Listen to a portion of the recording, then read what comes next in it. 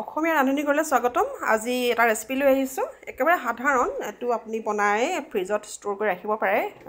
সেইটো হ'ল বিলাহী আৰু জলকীয়াৰ এটা পেষ্ট। এইটো দেখিছে, এই জলকীয়াটো খুব ধুনীয়া। মানে তুমি তাৰপৰা নামাচোন, কৰিবা এতিয়া, নামা ভাবিছা তাৰপিছত।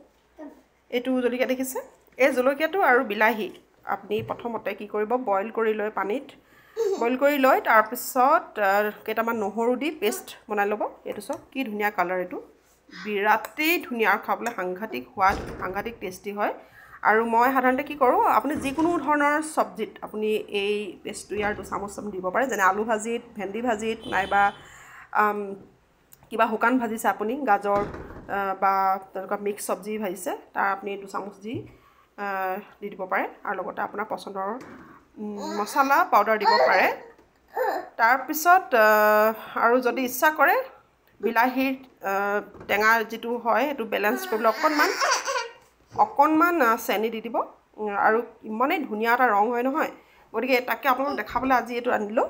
আৰু এই পেষ্টটো আপুনি এটা ঢাকন লগা পাত্ৰত ভৰাই আপুনি ফ্ৰিজত ৰাখি এসপ্তাহলৈকে ইউজ কৰিব পাৰে। গতিকে এইটো কুইক টিপ বুলি ক'ব পাৰি। আশা ৰাখিছোঁ আপোনালোকে ভাল পাব।